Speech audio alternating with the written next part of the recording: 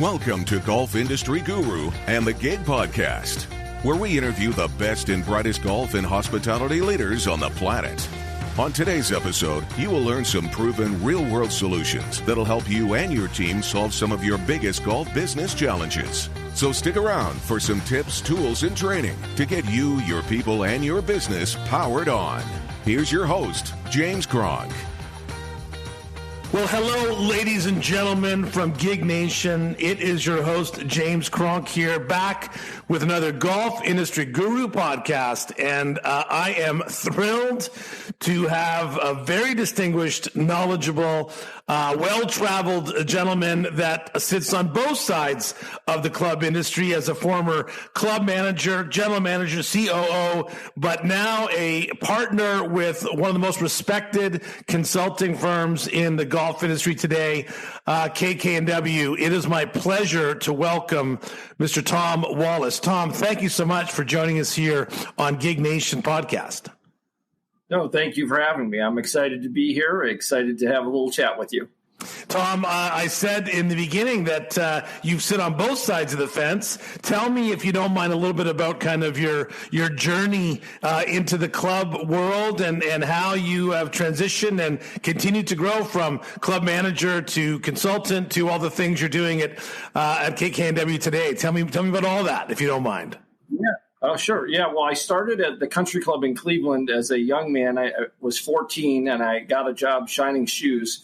My dad was a police officer in the community of Pepper Pike, so I think he just wanted to keep an eye on me. So I started shining shoes at country, and over the next 10 years or so, I kind of moved my way up into my last position there. I was the interim general manager, but I did it all. Locker room, housekeeping, waited tables, dish tank, everything, every job there was to do with food and beverage. So kind of grew up there, just had great people around me. I had some good general managers that really, Joel Hampton, Dan Miles, that really took me under their wing. And at different points in my career at country really kind of told me, you belong in this business. You're good at this. And I also had a couple managers that I learned some things from that maybe didn't have the same leadership style I wanted to have, but it was good to be led by someone that, teaches. Sometimes you learn what you want and you learn what you don't want when you have different leaders. But and I was there. I became the interim manager, and I got recruited to have an interview. Last minute, they literally called me on a fill-in spot to go to Oakmont. Someone had dropped out on a Monday. Sunday night, they called me and said, "Could you be in Pittsburgh on Monday?" And I said, I can. Now, of course, there was a snowstorm, so I got up at 4 a.m. and drove the 2 hours, which actually turned into be 4 hours, and got to Oakmont, interviewed well, and got the job. And that was a kind of a lucky break for me. I spent the next 10 years at Oakmont. We did 3 national championships.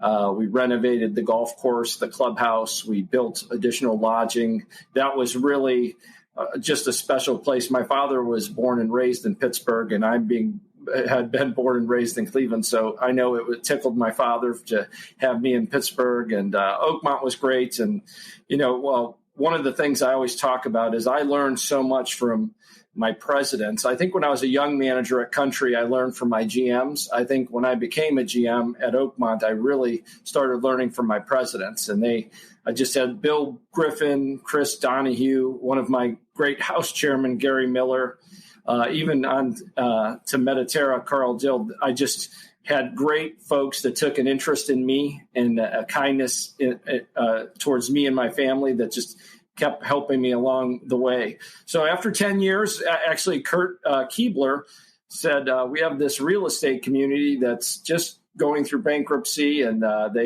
it's a great facility, but it needs some real leadership, some team development.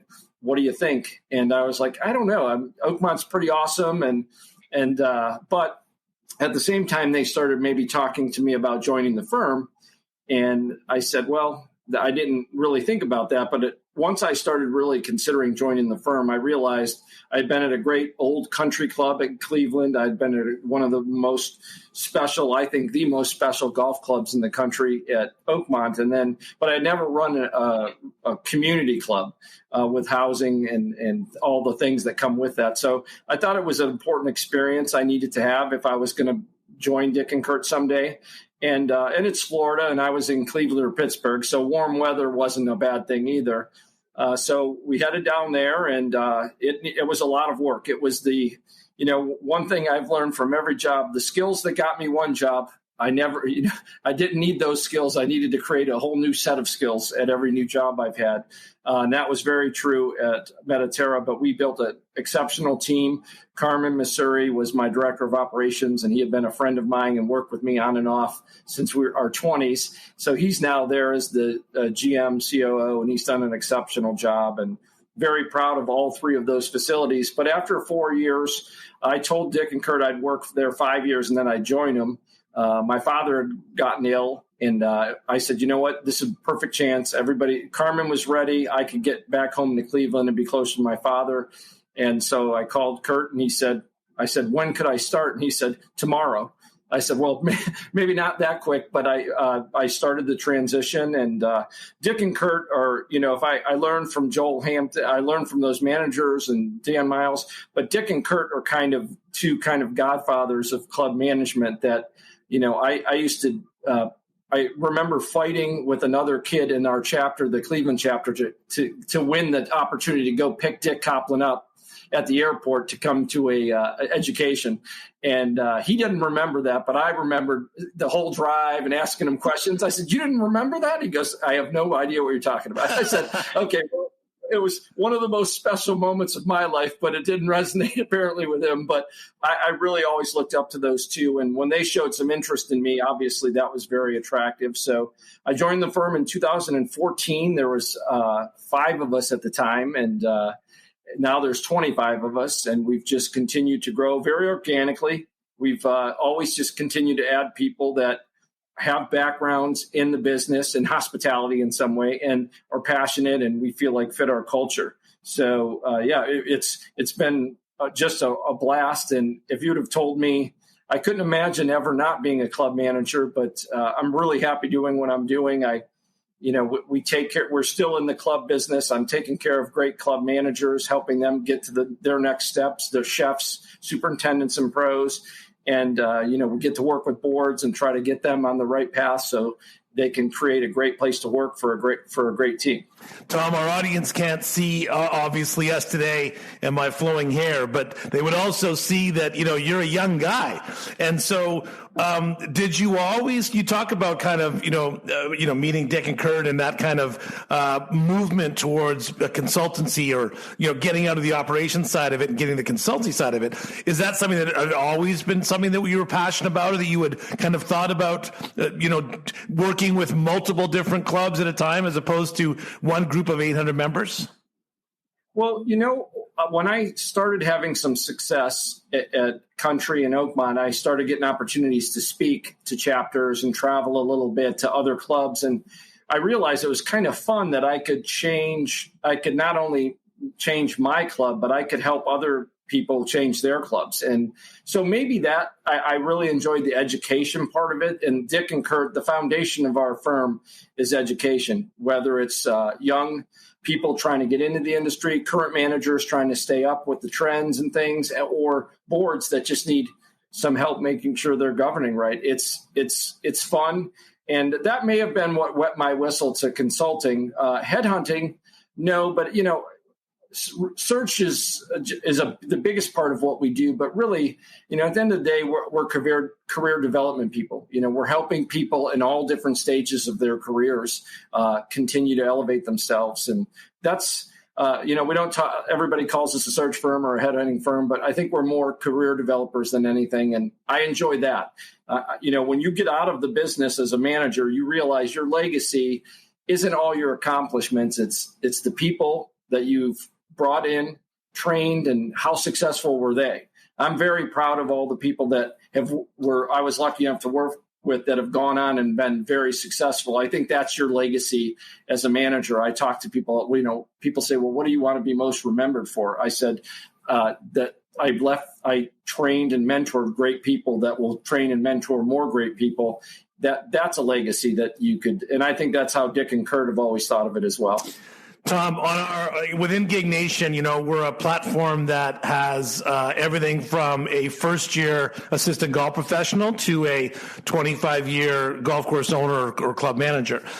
When it comes to mentors, the mentors that you mentioned in your, talking about your history and your different places that you've been and have worked at, what's some advice that you would give a younger person in this industry right now about how to approach a mentor, what kind of mentor to seek out, what kind of opportunity there is, just the value and the benefit of a mentor, but more importantly, really what you should ask from a mentor, what do you want to get from a mentor?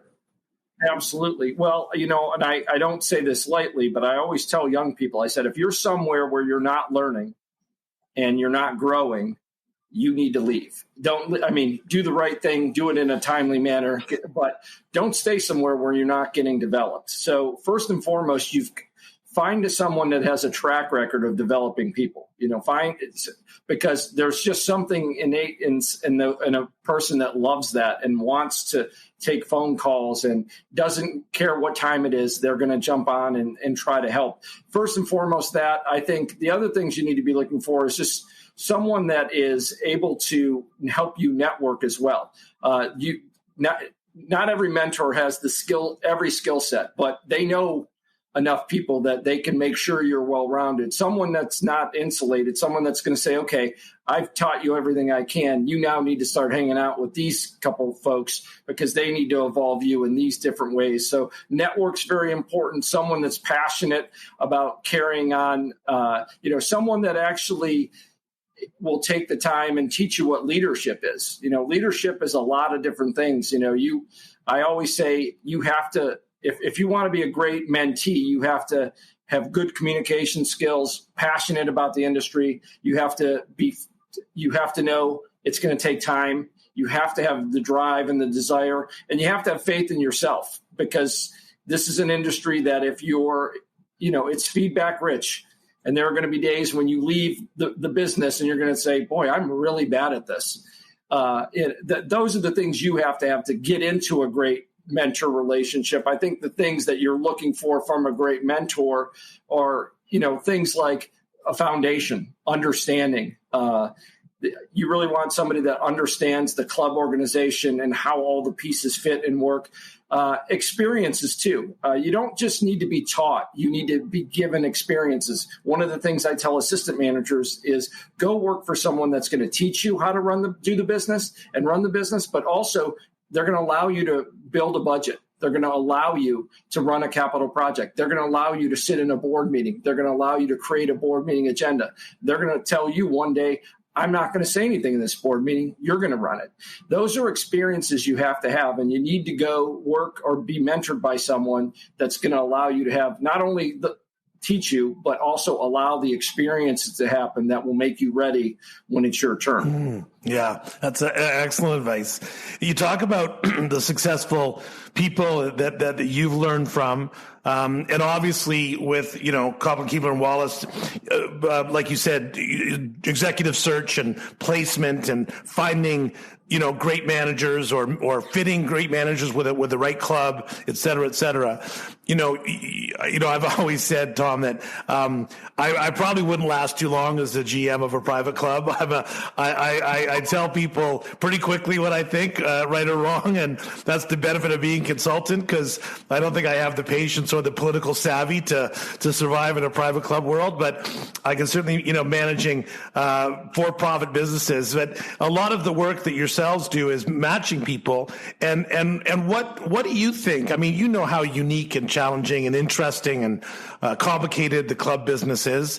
What do you think are some of the traits that are consistent among those general managers that maintain a successful track record or have longevity with their club or progress at least in their career path and don't stumble? What are some of the traits that you think are critical especially in today's day and age of the private club world? Yeah, well, first of all, obviously, there are, the skill sets. You need to know governance and food and beverage and finance and HR, and you need to be a leader and mentor. If you don't know how to attract and keep great people, especially in this labor market, you're really going to struggle. That's a key skill. Membership and marketing is important. Obviously, not just golf anymore, but sports management in every way, spa, fitness. You need to know governmental affairs, facilities management. I managed two clubs that were 100 years old, over 100, and I managed one club that was 9 years old. And, there's a big difference when you walk into a 100-year-old building with what you have to be paying attention to versus a 9-year-old club, which it has its own little nuances, but you have to know all those things. But self-awareness from an attribute, I think great general managers know what they know and know what they don't know and aren't ashamed to tell people that. And at the end of the day, when you're a club manager, you're working with some of the smartest people in the community that you're managing and within the community you're managing. So sometimes you're going to be asked questions you don't know. It might be a finance question because the three guys and gals in your finance committee are all partners at a big firm. Just to be able to say, I don't know that, but I'll get you the answer. It's okay. I always tell managers, it's okay to not know an answer, but if it's coming to the club, like trends, how the club should be running, what should be happening, you need to be the expert in the room. So you have to be powerful in your belief and your ability. Clubs want a thought partner. Clubs don't want someone that they could just say, hey, get this stuff done, Tom, and we'll see you in a month at the next board meeting. They want you to be sitting in that board meeting, say, here's what we need to do to not only be the best club for our members, but be the best club in the region and then maybe in this, and so on and so forth. They want a thought partner. So you need to be able to share, be creative, be forceful when you need to be. You need to learn, how do I disagree with you without us not being able to move forward with a friendship and having a working relationship. If you don't disagree with your president significantly, at least 3-4 times a year, something's gone wrong because they don't know everything that you know. So you have to learn how to disagree in a agreeable way. So I think those are really good skills. You need to be able to hold people accountable. When we talk to clubs all the time. The number one thing the staff want is they want you to be able to hold the board and committees accountable and keep them out of the day-to-day operations. And the board members always say, we want a general manager that could hold the staff accountable. And accountability is very important, but not everybody understands how to hold someone accountable and how to give that feedback and how to build master goals and things like that. So those are some of the skills, I think. I mean, there's big box things that you have to have as a GM, and then there's a whole lot of little box. Empathy is something I wouldn't have said 10 years ago, but as this new generation gets into the workforce, you need to be empathetic. You need to be very engaged with your team. They don't care if they work at Oakmont or Baltusrol or Pine Valley or Capilano. They care who's the general manager. It's not the logo. It's the head of the organization. They pick where they work based on that, who you are, not who the club is. So that's important to remember. And you've got to be someone that young people, young or second career people getting in the industry, you have to be someone that excites people and they go, I want to work for that guy or gal. And that's important. Tom,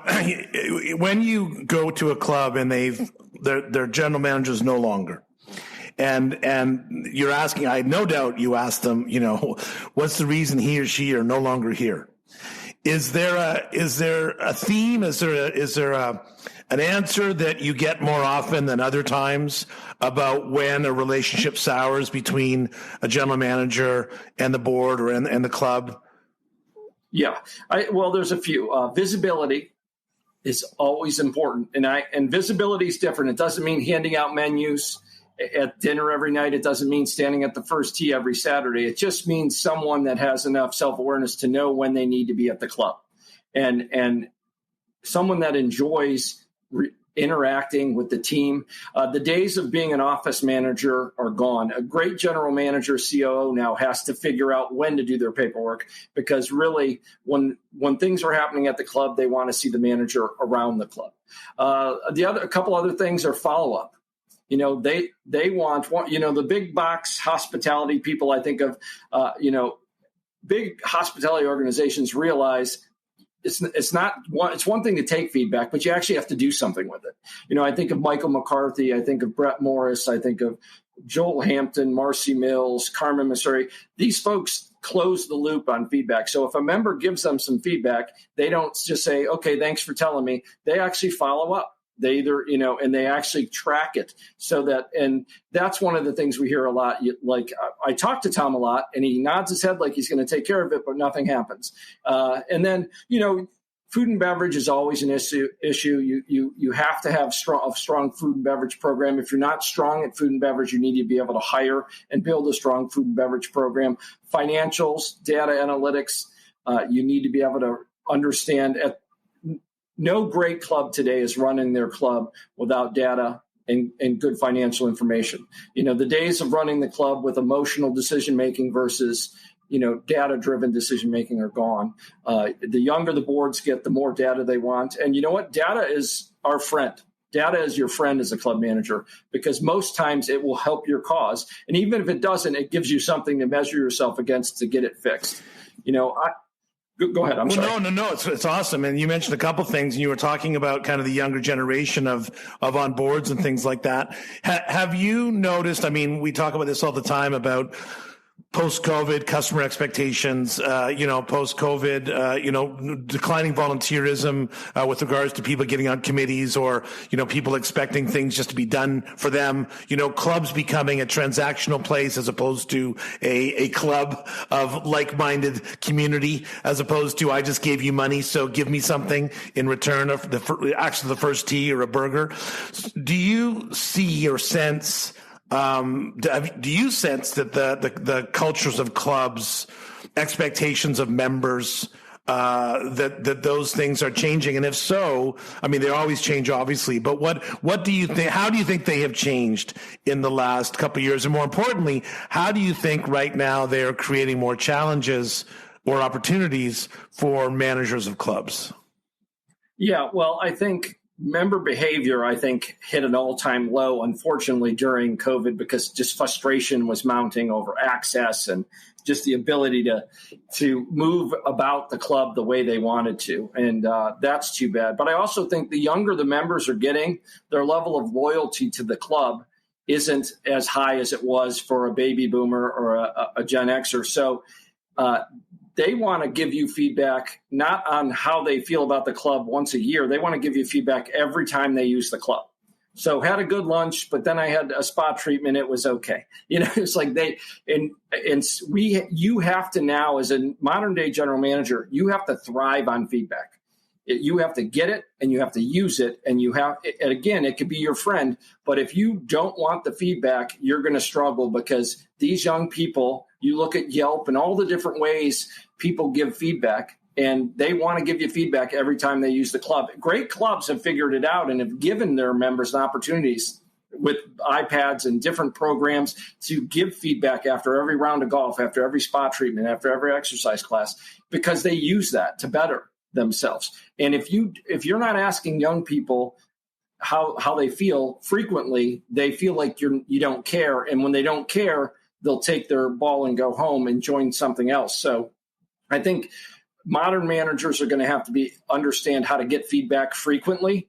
The days of once a year aren't going. You can't do that. You need to be out there. You need to know how your members are feeling day in and day out, and you need to be very reactive. The challenge there is that takes people. That we're in the people business, and now more than ever, we're struggling with people. People are figuring it out. I think we're kind of coming out of it a little bit, but if you want to have a great club and a great club experience, you have to have great people. And you have to, from hourly laborers all the way up, you have to have people that care, people with servant hearts. You have to have people that like taking care of people.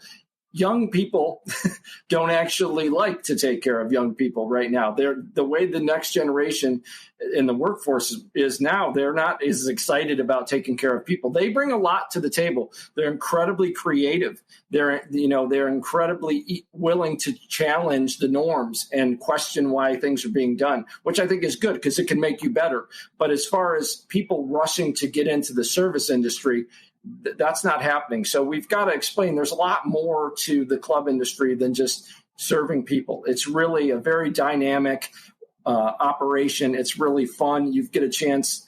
You could run, I think of Joel Livingood. He's 32. He's running Interlochen in Minnesota, a young man, and doing a $30 million construction project. There's not many other businesses where you can, at such a young age, have such big responsibility. And he has such a young, impressive team, and that you could just tell the culture there is really fun. They work hard, clearly. It's still the club business, but they're having fun. And that's what I think the modern club manager looks like.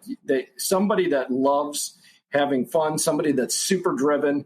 Brett Morris, who just won the Chief Executive of the Year from CMA. I mean, another just brilliant person who just continues to evolve his team. And, when his team needs tweaked, he tweaks it. And he's just aggressive about making sure he has a great culture and every piece of the team fits very well together. We'll get back to our conversation in a moment. But first, are you ready to learn from the world's greatest golf and hospitality industry leaders? Train your team and grow your business with a membership to Golf Industry Guru. Join for less than $3 per day and give your entire team access to over 150 hours of courses, podcasts, webinars, templates, articles, live Q&A calls, and more. Free content samples and registration details at golfindustryguru.com. So these managers you mentioned that have, I always like to say there's no employee shortage problem. There's a great culture to work for problem. It's like the best always get better. The clubs that have a great culture will have more people. They'll have people stay longer. They'll have better people that deliver better service, et cetera, et cetera, et cetera. It's the clubs that don't create that culture that are going to be challenging in finding staff, having their staff refer other friends, et cetera, blah, blah, blah, blah. But for you, in your travels, when you come across a club that doesn't have an attraction to staff problem, that is achieving those, whether it's a $30 million renovation budget or whether it's we're open 300 days of the year program. I mean, clubs can of all different shapes, sizes, and I always say it: you don't need shiny things to deliver shiny experiences. Like your culture can happen with 5 employees or with 500. What do you believe are some of the core traits of a manager, of a leader, or systems that a club has that ends up having a culture that is somewhere that people want to work? Absolutely. I think one of the things that we hear a lot from boards is they want to, they want to have the best staff, but they're really not as heavily invested in being an employer of choice. Years ago, 5-10 years ago, most clubs didn't even have HR people. So which is unbelievable. You're in the people business, but you don't actually have someone that's focused on the people full time. But that's changing, thank goodness. But what I see first and foremost is they're very structured around the pieces of the teammate life cycle. They know exactly who they want to recruit, where they want to recruit from, and they're buttoned up about it. They know how they want to go through the selection process. They are very evolved about this person. I want you all to meet someone before they join the team. They're hypersensitive about great orientations, making sure that when that person gets into the culture that they're oriented well. And I think there's a difference between orienting and culture setting. I always think orienting is the stuff you hear day one. I always used to bring my president in and I'd say, I want you to tell these new employees why you joined this club.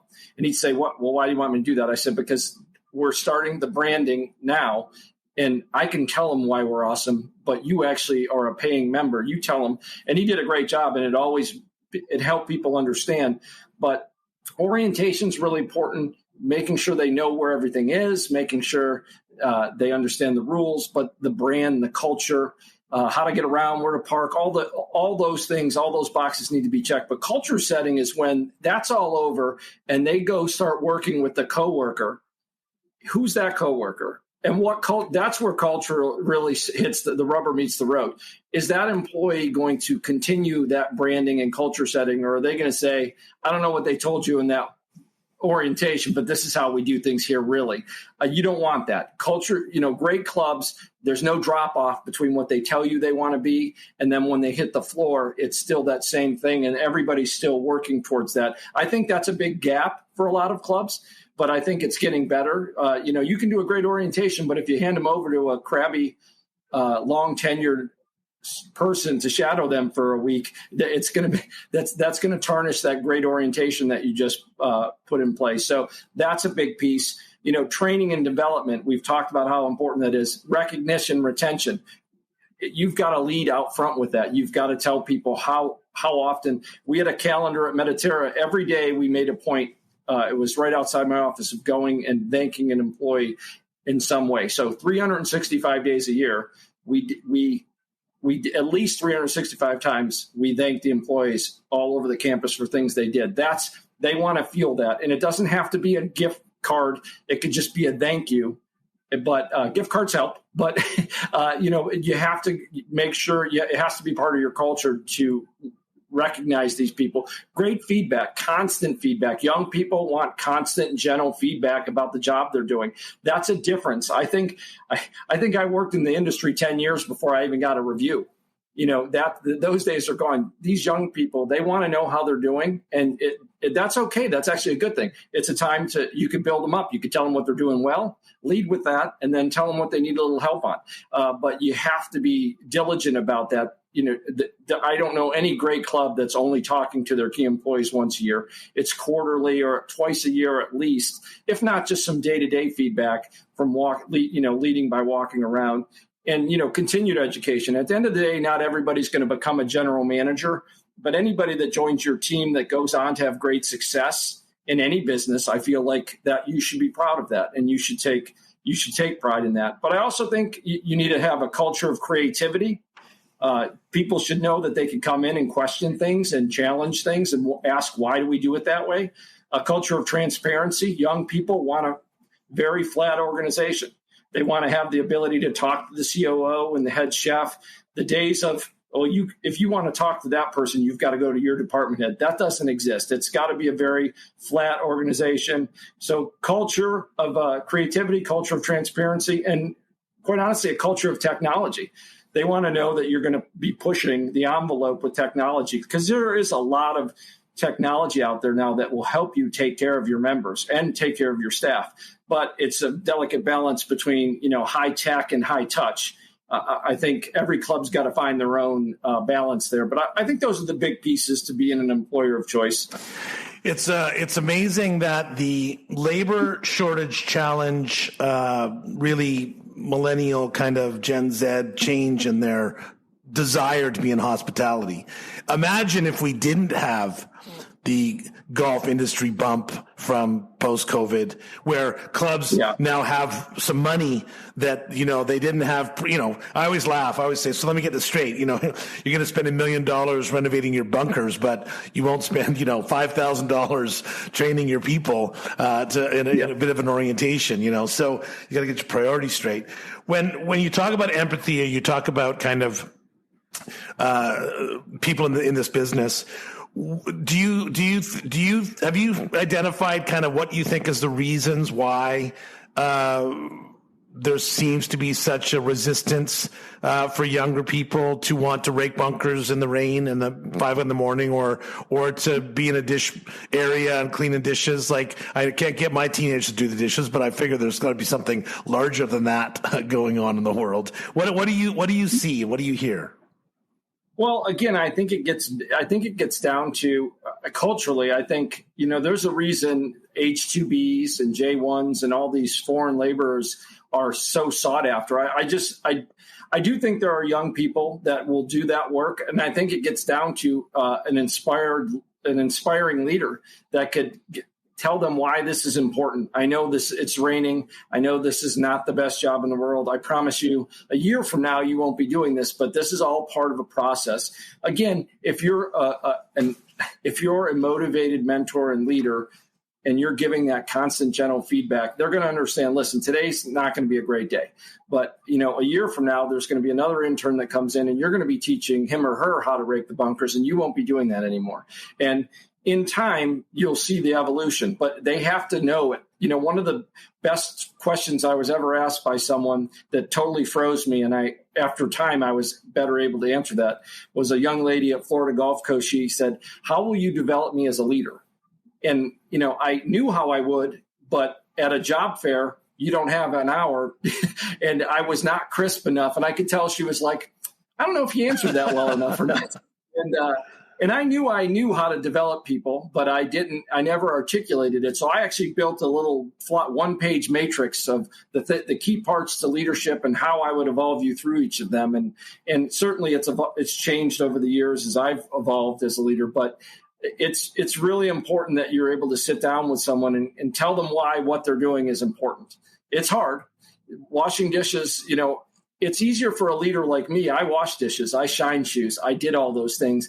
And then maybe they could see where I've gotten to, and maybe they could see how those pieces all come together. But again, it gets down to if they're washing dishes with another joyful employee that isn't down about it or raking bunkers, it changes.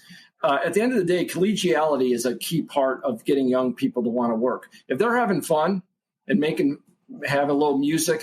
I was on a golf course a couple of weeks ago. The kids were working, but they had music on. And I said, that would have never happened back in the day.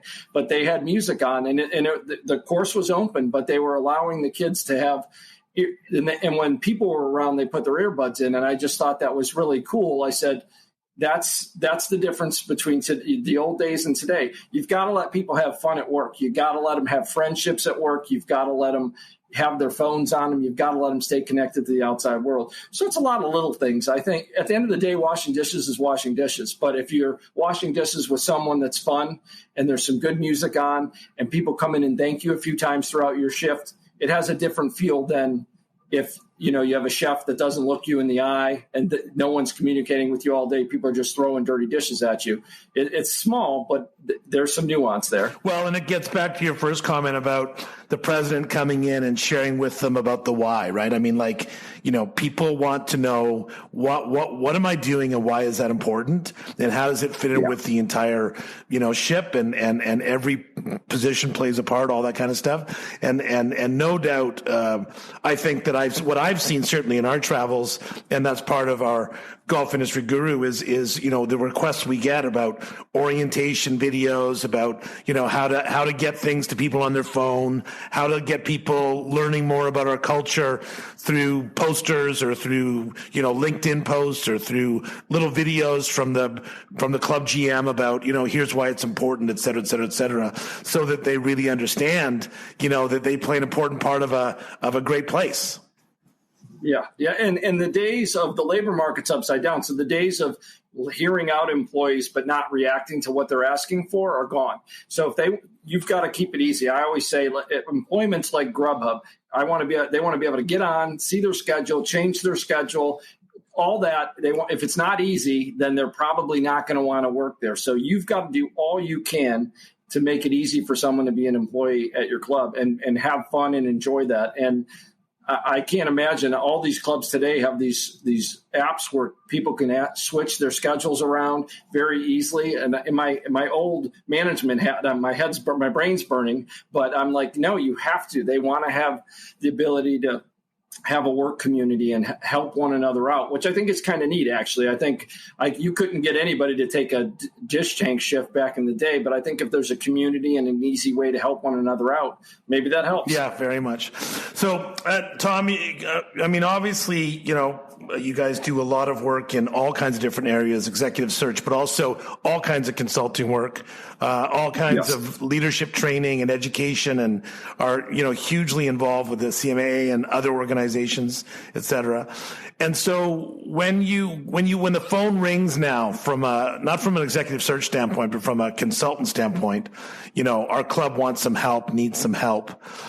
Is the reasons for that call different? I guess that's question number one today. And then secondly is that, so what are the measurements of a successful club? We talk about engaged employees and all that stuff, and we talk about, the experience and membership satisfaction. But what are the metrics if they're different at all in today's club world as far as measurements for success? Yeah, well, I think, we've partnered, KKNW partnered with the McMahon Group and Club Benchmarking over the years here, and we formed the Club Leadership Alliance. And that, a big part of why we did that was we saw what the club industry was needing. And you're right, they certainly do not need, everybody knows you've got to have a full membership, you've got to have happy members, you've got to have happy employees. That's important. You've got to reinvest, but there's a healthy way to reinvest. And I think what club benchmarking has done is help clubs understand where they are against their peers, which, most businesses have had data analytics for decades. The club business has had it, is really just starting to come into that. And I love that we understand what the important KPIs of the business are now, and great managers use that data and club benchmarking data and educate their board members and their staff. That's important. Capital reserve studies, knowing how much you need to spend to keep up the building you have, and also reinvesting in yourself. I think one of the things McMahon and CB do so well is they work with clubs to say, you're going to have to spend this much a year just to keep this beautiful building as is. And then if you want to build a pickleball court or 7, it's going to cost you this much, and here are the different ways you could pay for it. But and clubs have gotten a lot more interested in that because it's an arms race for amenities and programming, and the clubs need to keep reinvesting. The days of not having debt, I mean, it's not a great time to have debt. A few years ago it was. Money was a lot cheaper, but now with inflation. But you really need to be a club that reinvests in itself. Your net worth over time has to be good, and you have to have continued reinvestment. And not only you don't have to just be spending money, you're programming and, staying creative. One of the things that was a challenge for me in Florida was every year they'd leave and they're like, we can't wait to come back next year and see what new you're going to have. I'm like, new? I was like, we have everything. What else could you want? But there was just an expectation of people that traveled to Florida in the winter. They wanted a new amenity and 10 new programs. And it was challenging, but it was also fun because it was just constant stimulation. So in the summer, when you really are winding down, you're still in the think tank thinking, what can we do? So when the members come back, they're like, wow, boy, we missed Mediterra. That was great. So I think it's all those things. But so data analytics, I think you have to be smart about reinvesting. You have to build an attractive member experience, and that sometimes means programming, oftentimes means renovations and new capital projects. And I think from our perspective, the consulting that we're always asked, food and beverage is a problem at every club for either because people think it should be profitable, which it isn't, it's an amenity, or just the taste, The menu at a country club needs to be and has to be so diverse, and consistency, quality, value, all those things kind of come into play. And just access. We have people are golfing more than they have in a long time. It's starting to roll back a little bit, but we have people that need help with everything from data analytics, surveying. People need help with food and beverage, golf operations, agronomy. We do all of those things. And food and beverage is the most consistent, though. There isn't a club that we go into that wouldn't like to see their food and beverage be a little better. Not necessarily profitable, but just the quality a little bit better. So a little of everything anymore. Tom, do you think that, and I'm going to let you go in shortly, but do you think that, what's your prediction for the club industry a decade from now? I mean, literally, a decade ago or 5 years ago, pre-COVID, we were having seminars on the decline of enrollment, decline of golf, the increasing infrastructure costs of capital replacement with, less capital dues. I mean, all kinds of challenges that we're facing the club world. And now you talk about it's an arms race. Who'd have thunk that, we'd be today talking about adding amenities and adding pickleball courts, compared to where we were, 3 years ago. So it's amazing. Yeah, pickleball wasn't even on the radar 5 years ago, and now it's taken over. Right, and we talk about this culture of clubs and of enrollment. I think also, I worry about today's 18-year-old becoming a member of a private club when they're 28 and 30, and whether or not, they're just going to spend their money going to 50 different golf courses in the course of 2 years as opposed to playing the same one over and over again. So do you have any predictions, good and bad, about the club industry over the next decade that you think we should be sensitive to?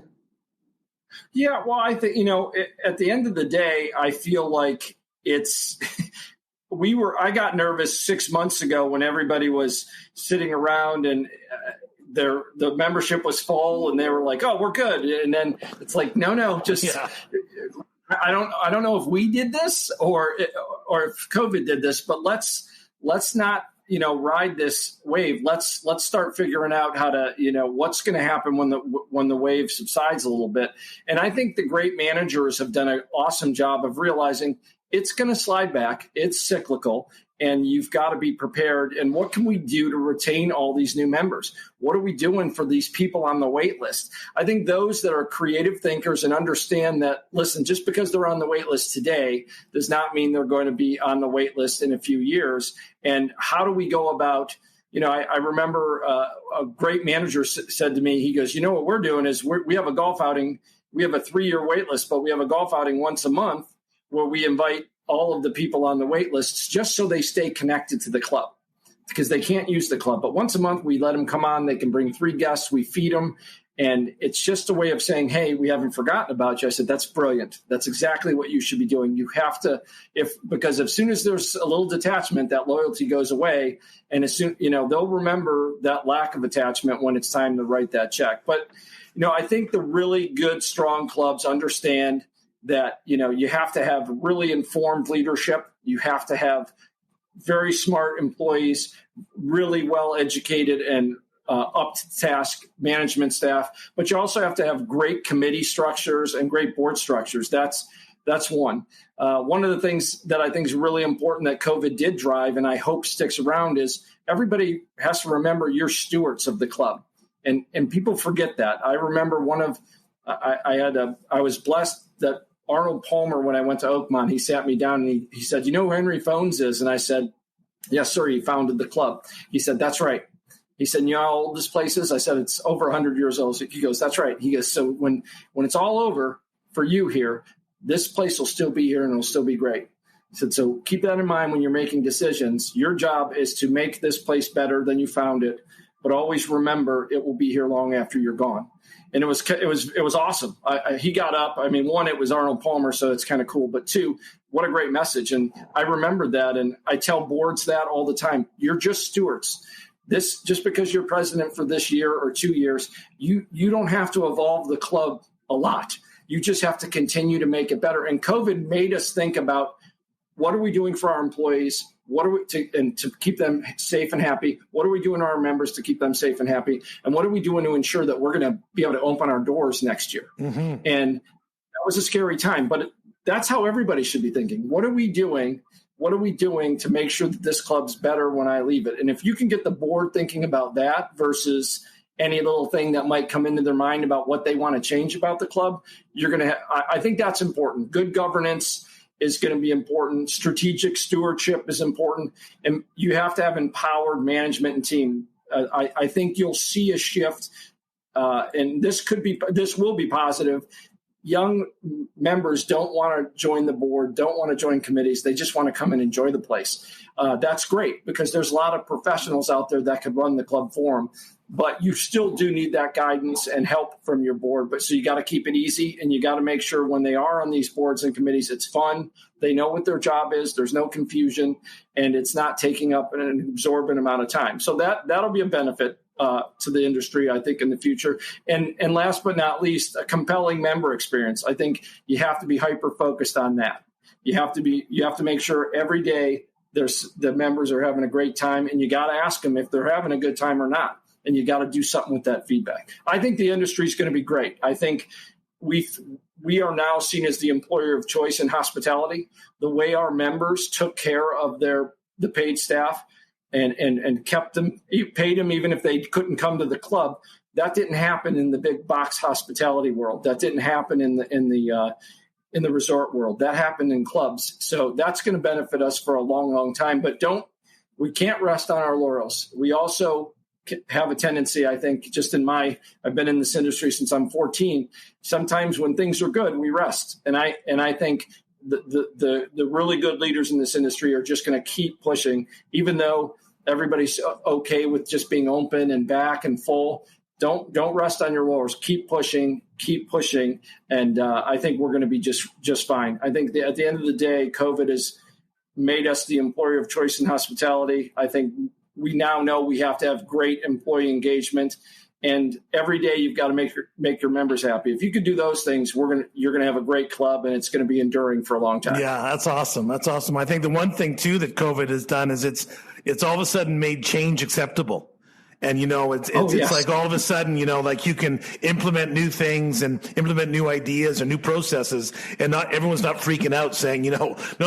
This is the way we do things. We're not going to do something different. So it's given us permission to be innovative, which I think is also one of the other significant kind of enhancements, benefits of the last few years.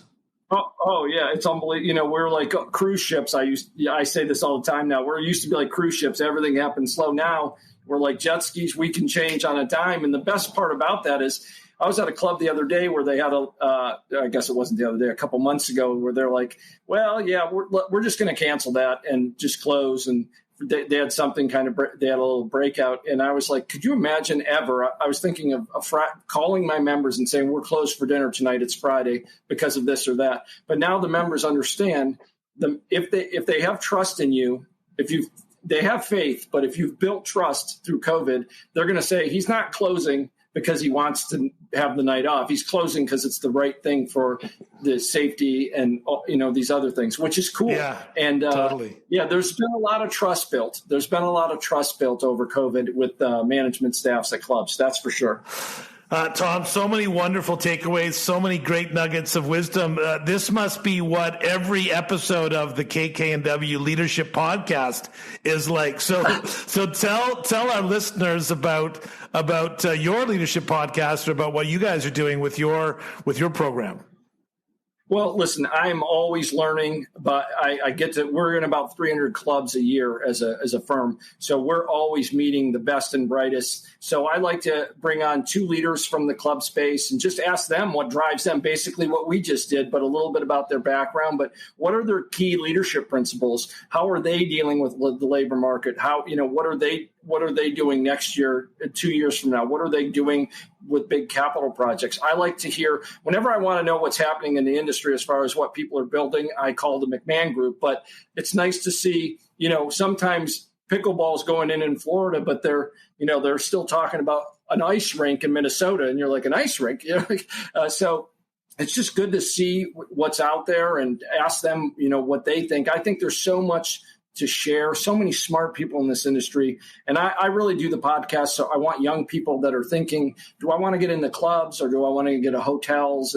I want them to hear these brilliant minds and get engaged and say, you know what? I think I would enjoy working for someone like that. So it's kind of what drives me. And it's also just a chance for me to learn from people I respect in the business, my peers, and kind of what drives them. That's awesome. I love it. That's great. And you're right. It's like for us with Gig Nation, all the gurus that we get a chance to learn and listen from. I mean, the learning and sharing is the best part of this industry. It's one of the things I've always loved about this club industry. I think that I've never met someone I couldn't have a coffee with with and talk about this funky business that we're in.